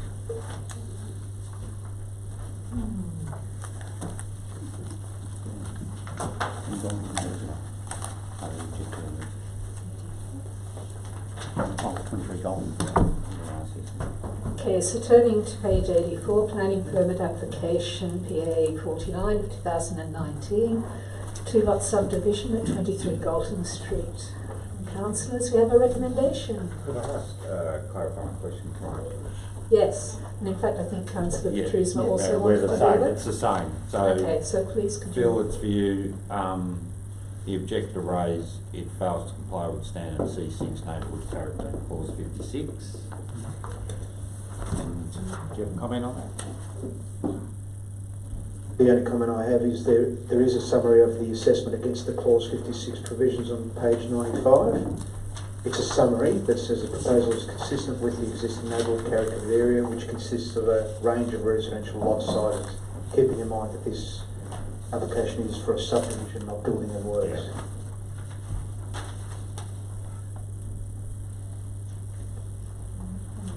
Not sure about that.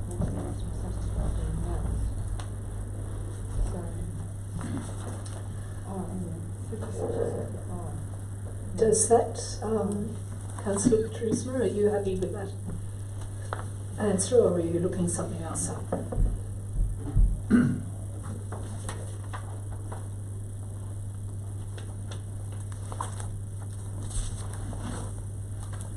That's all right. I'm just trying to clarify where C6, I've just found it, so I'm just reading it. Okay. In relation to neighbourhood character. Yeah.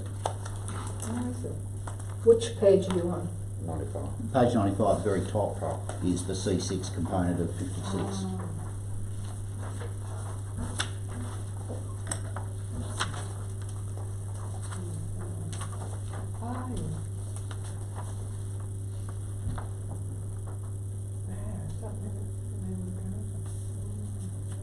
Councillor Henderson, do you also seek clarification?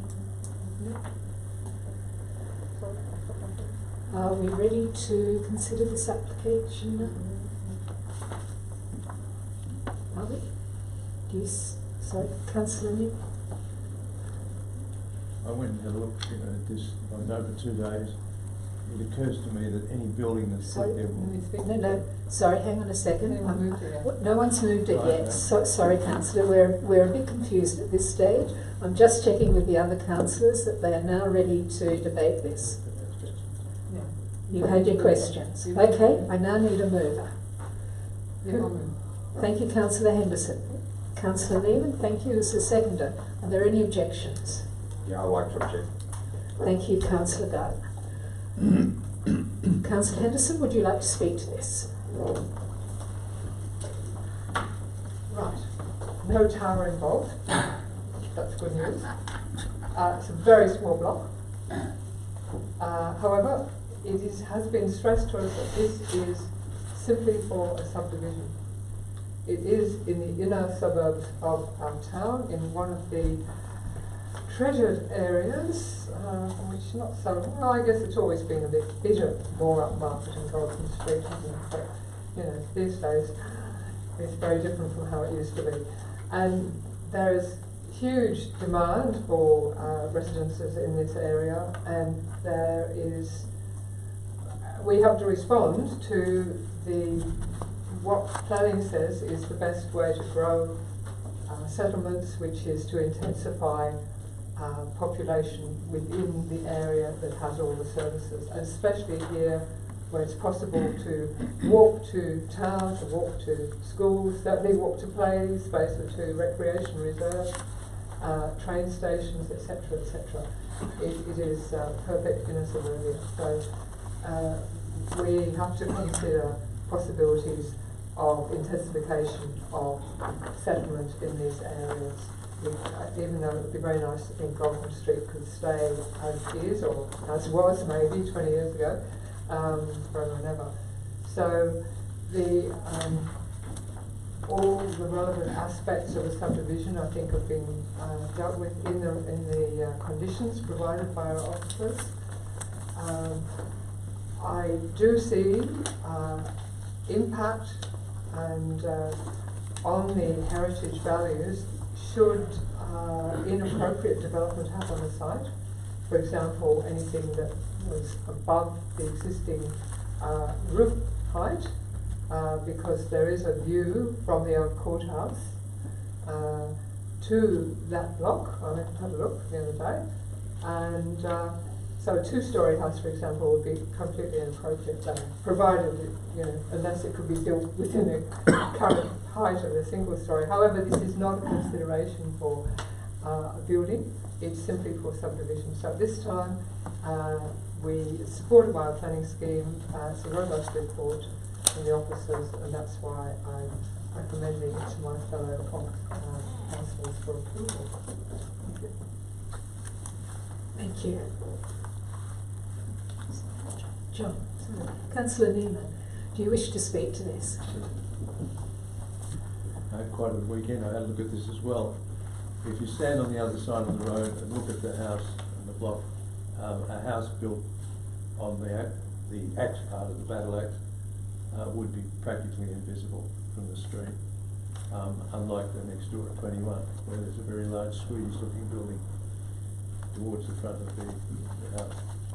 I think this is a very important precinct because it's historical performance. That's it. Thank you. Councillor Gardner, do you wish to speak against? Yeah. Look, I get the need for density in a density housing, and I generally wouldn't be against it. To me though, I think the total size is 420 square metres, 100 of it is for a driveway. I actually think it's a bit too small. I know the minimum is what, 300? It's getting a bit close for me. And so the issue raised about the standard C6 character, I do think there's a lot of merit in that. And if you look around at surrounding houses, the lots are nowhere near that size. And obviously in a historic building area, you're probably going to see most of them all chopped up into, I don't even know what you'd build on that, to be honest, other than a little granny flat Airbnb or something going on at the back. But that's obviously not part of this. I think it's too small. Thank you. Anyone else wish to speak? Do you want a right of reply? Councillor Henderson?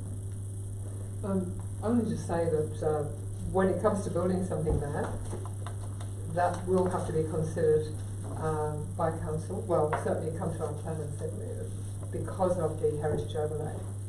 And I think it's safe to say that councillors can flag this as something that they want to consider when the matter comes to council actually for a building to be put on that block. There will have to be a planning permit. And we want to see it. Application. Thank you. Thank you. All those in favour of the motion? Against? The motion is carried. Thank you very much.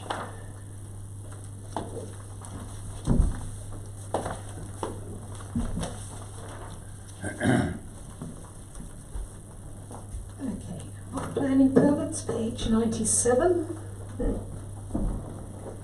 In principle approval of the 2018-19 financial statements and performance statement. Yes, Mayor, I'd like to move the recommendation as written to approve in principle the financial statements and performance statement for 2018 and 19. Is there a seconder for that? No. Come on, wake up over there. Councillor Patrice has put up his hand. Thank you. Is there anyone who objects? No, in which case, please speak to it. Councillor Lesser? Do I get half an hour? No. You get 6 minutes. Okay. Righto. This council report has my name attached to it, so it needs to be right, and right it is. Now, it's a lot easier at kindergarten where we measure and calculate everything in pegs. That's a real simple process. Now, part of my role on the Audit and Risk Committee is to gain an understanding of council's financial position and being able to report back to my fellow councillors and the community. Now, one of the things that I'm asking for is a plain English version, devoid of accountancy speak, that is linked to a long-term financial plan that as laypersons we can all understand. Now, if you have a look at pages 98 and 99 of the report, it gives us a snapshot of our financial position. The accountancy figures used can be found in the pages of the attached annual financial report. Now, very simply it's saying here that at the cash balance we had 18.9 million, but unfortunately a fair bit of that was allocated, and you can see the list, and after the final sentence there is, after considering the above items, a cash amount of 1.6 million remains, and you can look at that in the financial position. Now, that's an important figure. Now, that is the bottom line. The bottom line is that we have 1.6 million as cash reserves, but the figure needs to be balanced against the early receiving of government grants. Oh. Now, we got some government grants, and so that sort of distorts it a bit. And these government grants are really important. And obviously the support of state and federal governments is vitally important in helping us to deliver our works and services to our community. And we've strongly advocated to our state and federal counterparts and have been successful, yes, in sourcing additional funds in helping to deliver our priorities. However, there's always a however, the increasing pressure on costs and increasing demand for better and more services will be challenges that we must understand and manage over the coming years. Now, the financial statements are correct, as required by law and convention, but there is more insight needed to be had to understand Council's overall position and future direction. Hence, this goes to the CEO, the need for a long-term financial plan that takes into account future direction and variables. This council, that's us, and the community, they're over there, yes, needs to maintain a financial, sustainable and viable future. This is your favourite. An example is climate change. Ooh, has pushed our cost of water to grade gravel roads. And the cost of watering our sports grounds can put the committees struggling with this cost. So there are many financial challenges that lay ahead of us all, and I'm pleased to note that the council officers and the councillors will be holding workshops to explain and create a long-term financial plan that the whole community can get behind. But there's a PS. Oh, you need to go right over to the attachment. And the page is not numbered, it's about the performance statement. And this is the piece that got my attention. It was a line item in the performance statement on page 2. And it tells us how much we spend per head of population. And that number is $1,893.46. So when people say, what do we get for our rates? This is what you get for your rates. And this is how much we're spending on every population person in this Shire. So I think that the financial statements are pretty good. As I said, they're accountancy speak, but we'll get that sorted. So I recommend that we adopt the financial statement, otherwise we're in real trouble. Because you and I have to sign it. Thank you. Well done, Councillor Lesser, and I appreciate that your laryngitis is making that much harder. It is a bit. Thank you. Did anyone else wish to speak to this? No? No? No objections? That being the case, I declare the matter carried. And these reports have been audited, so it's not as though we're taking it on faith. However, I would take it on faith because our staff have done a fabulous job, although I'm really glad the Audit and Risk Committee is there. And I appreciate that these always come at a really hard time of year for our staff, and we were still down one person at this stage when we're finalising all the very busy things that have to be finalised at the end of the financial year. So thank you to your staff and the staff for that. Okay, we're moving right along and still, I think, in financial mode. Yep. So this is the budget carry forward, page 100, Councillor.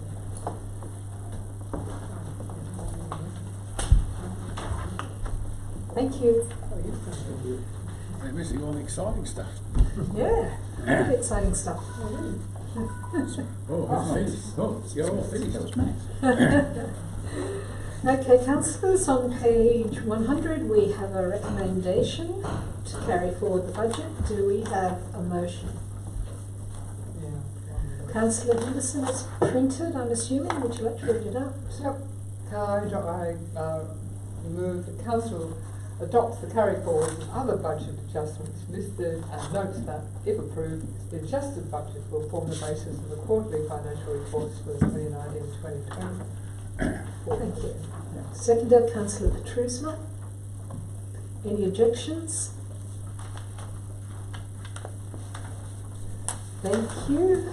Councillor Henderson, do you wish to speak to this? Oh, I'll see if I can rival my fellow councillor, Councillor Lester. I doubt it. It was a great speech. No, I think it's there's quite a few projects listed there that we're carrying forward, but when looking at the detail provided in the report, we see that in fact quite a few of them, I think it's 9 or is it 10, 11, have been, have not been commenced. They were never planned to be commenced. It's just we got the money, we got grant money given to us in the previous financial year, so it has to be counted then. However, plan is to spend it this year, so it's really part of this year's work. But officially being carried forward. Grateful to the money coming in, and that's a great thing. But we do have to note that we have someone on staff dedicated to getting this money in, and they pay for themselves time and time again. I mean, very valuable position to have, but it means that we are dependent so much on state and federal money to do what is essential work. So that is a future risk, I suppose, because we're always going to be in competition.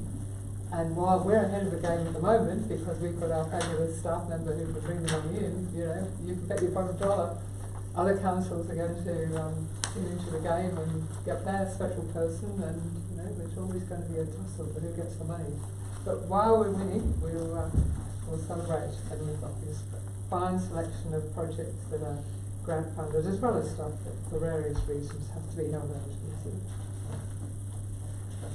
Thank you. Councillor Petrusma, do you wish to speak? No? Does anyone else wish to speak on this? No? That being the case, I declare the matter carried.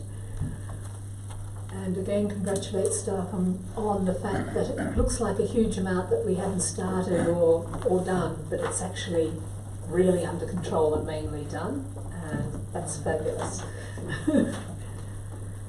Okay.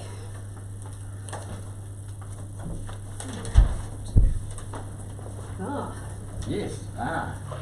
Page 104, the Audit and Risk Committee meeting of August 2019. And I recommend Councillor Lesser. that, as written, that the report of the Audit and Risk Advisory Committee held on the 29th of August, the minutes and the recommendation to approve the appointment of Glenn Sutherland to the committee for a further 3-year term. Thank you. Is there a seconder? Councillor Cordy, thank you. Any objections? No, in which case I'm going to ask for speakers. Councillor Lesser. Yes, the Audit and Risk Committee. I didn't want to go on it when I first got elected because figures, I don't want that. You wanted to go on it. And then I changed my mind, and Councillor Gardner thought that'll be interesting. So yeah, they're going to rue that day. But no, we've had a great time on there, and I've been asking a lot of questions, and we're getting the accountancy speakers being looked at, and it's a great time. And we're going to get plain English stuff, we're going to get long-term financial plans, and that committee is going to be good, and I've enjoyed the couple of meetings that I've been there, and they have appreciated my comments. So, despite Councillor Gardner's concerns, it's going very well. So that's why I'm recommending that we adopt those minutes, because they've adopted them anyway. But we need to do it officially. Thank you.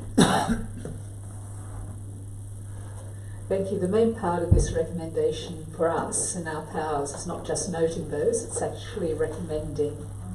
That's what I did say, yes. Yeah, okay, so just making sure that yes, that's clear. I did say recommend the appointment of Glenn Sutherland. Right, I read that out.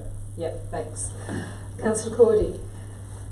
Yes, Mayor, just following up, just for the record, I support Councillor Lester's comments, but there's been a couple of mentions of the long-term financial plan, and I'd like to just assure everyone that Council does have a long-term financial plan, has had one for many years. So yes, it needs revision from time to time, but we certainly have a long-term financial plan. Thank you. Thank you for that clarity, appreciate that. Does anyone else wish to speak to this? No, that being the case, I declare the matter carried. And the importance of an Audit and Risk Committee to all councils is highly important. They keep us in touch with what they go, which isn't vague at all. They're very specific about their recommendations when they do the Auditor General of the Victorian Auditor General's Office reports. They keep us honest, and they're also very pleased with the way our staff greet them, provide the information, and learn as part of that. This is a very important process that we have, so thank you.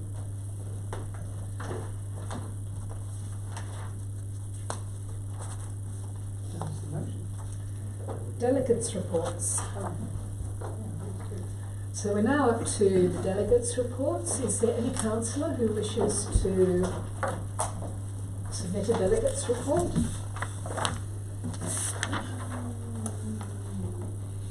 No? Well, the CEO and I have a delegates' report. Oh, yeah. Mr. Fuzzer, would you like to go first?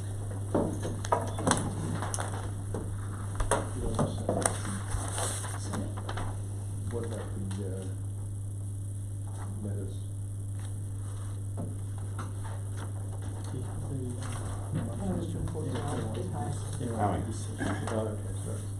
Sorry. Where are we now? It's all right. Thanks very much, Mayor. As you say, our usual report table for all councillors to have a look at what we've been doing over the month. And happy to answer any questions on any of the items as always. Two I wanted to mention. One is the Wellbeing in Every Decision Planning for a Healthy and Livable Region conference that myself and Director Knight attended recently. That was a terrific initiative of City of Greater Bendigo and the Healthy Heart of Victoria initiative. And part of why I liked it so much was there was an example there from Christchurch in New Zealand by a group called Canterbury Health, and we've been trying so hard to explain this possibility for the health and wellbeing precinct in Castlemaine to a lot of people, and we finally found through this conference a fantastic example of not only that it's possible to have the kind of opportunity that we're talking about with our partners in Castlemaine Health and Castlemaine District Community Health, it works.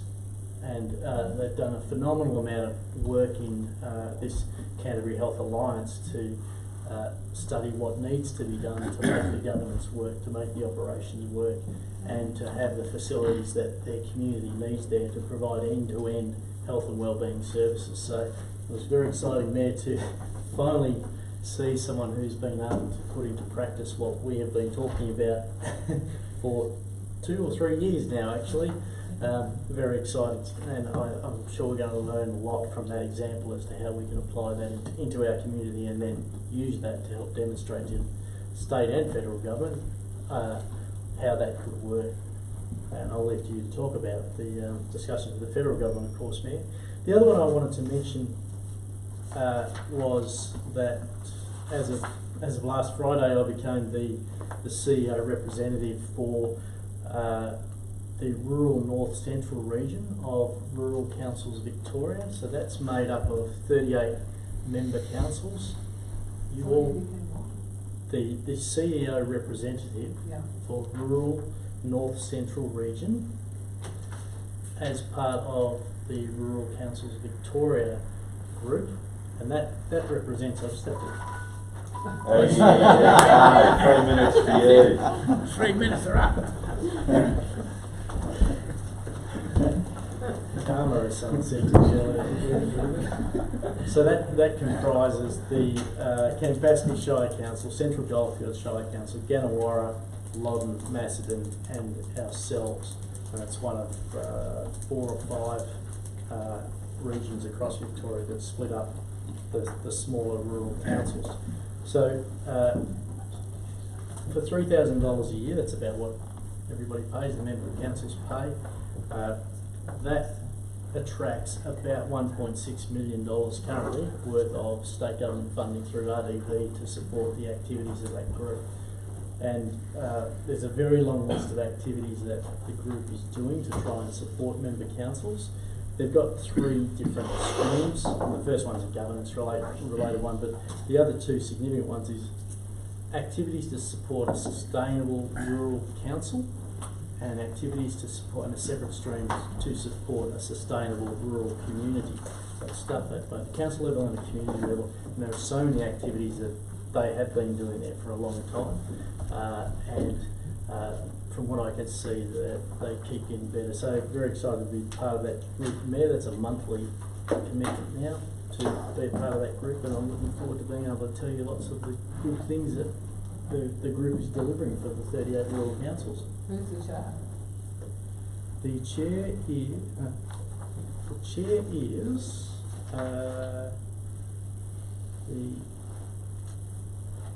I've lost her name. Sorry, Jenny O'Connor. Sorry, no, she's deputy chair. It's Mary Ann Brown. Sorry, who's the mayor of Southern Grampians. Thank you. Over to me. Thank you. Mr. Fazard and I had a fabulous time getting totally lost in Parliament House on Thursday, where we saw our local member Lisa Chesters took us under her wing and helped us to see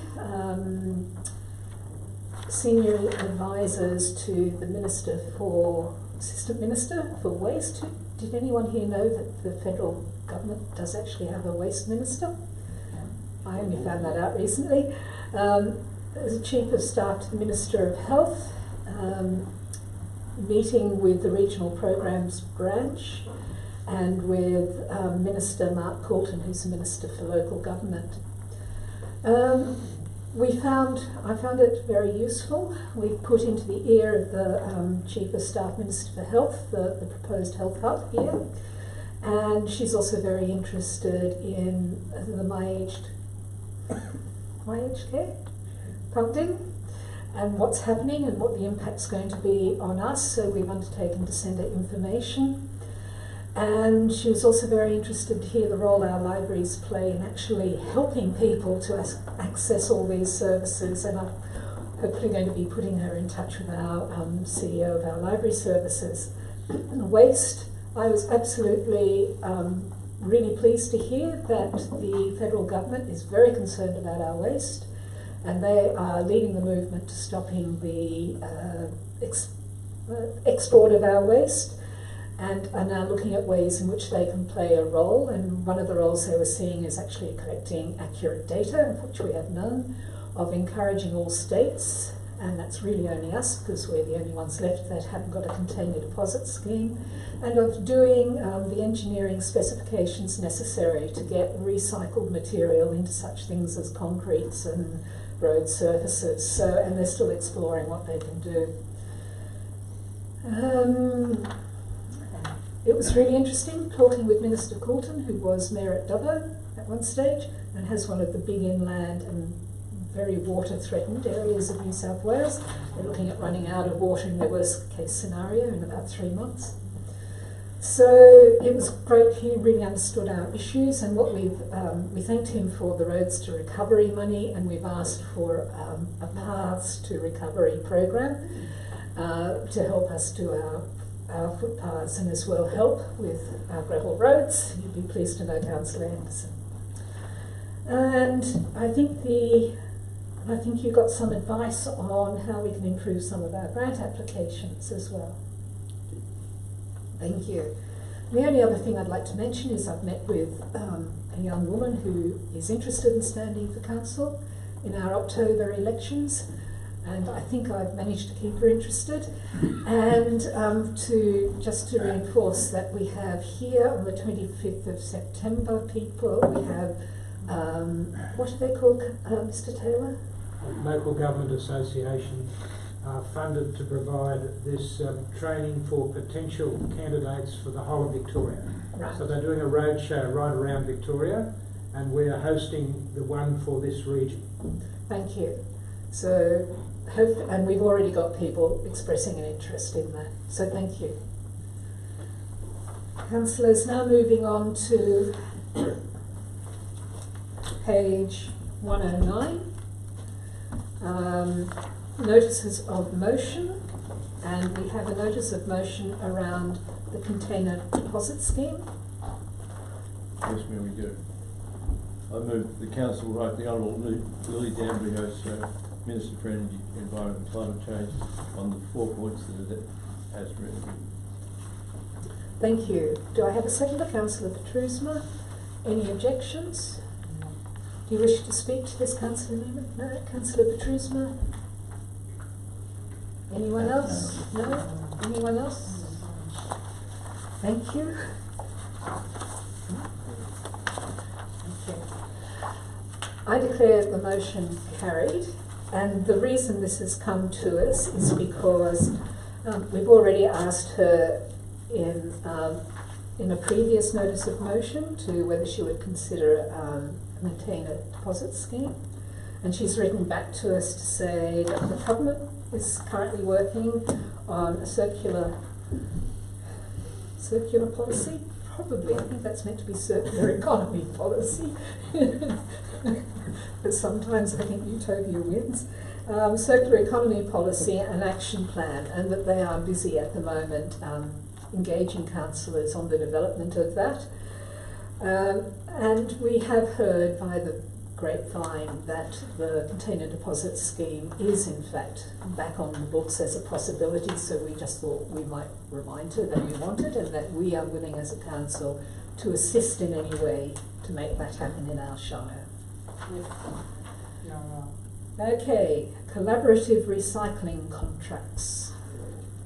Mayor, I'm happy to move that motion that council write to the Honourable Adam Somyurak, Minister for Local Government, points 1 to 5 as printed. Thank you. Do I have a seconder? Councillor Newman? Thank you. Any objections? No. Do you wish to speak to this, Councillor Petrusma? Only I think it's important that there's a suggestion that this may impact on, if we have to go to collaborative contracting in the future, it may impact on the costs to our ratepayers directly. And so I believe we need to write to the Minister and clarify some of the decisions that have recently been made to make sure that our residents pay enough now for their rubbish and recycling services, and we certainly don't need to be paying more. So I believe it's important that we work with government to make sure that our residents aren't impacted with further costs. Thank you. Councillor Newman. It seems to me that getting recycling right should start at the Shire. So collaborative stuff, whilst it's a card to be played, it's not the only way. Thank you. There being no objection, I declare this matter carried, and would like to emphasise that we have gone through a collaborative process with the City of Greater Bendigo and Macedon Rangers. We ended up each selecting different contractors, curbside contractors, and our contracts are until well past the time the Minister has indicated he would extend it to. And we really want to be pushing the message home that in fact metro and rural have quite different cost structures, and that collaborative processing in rural areas may in fact end up, as Councillor Patrusma said, with higher costs for our residents. So thank you. We have no urgent special business. Councillors, I'd like a motion from one of you. Sorry? Mayor, I'll move a motion that the meeting be closed to the public for consideration of a confidential report. Thank you. Do I have a seconder? Thank you, Councillor Cordy. So the meeting is now closed.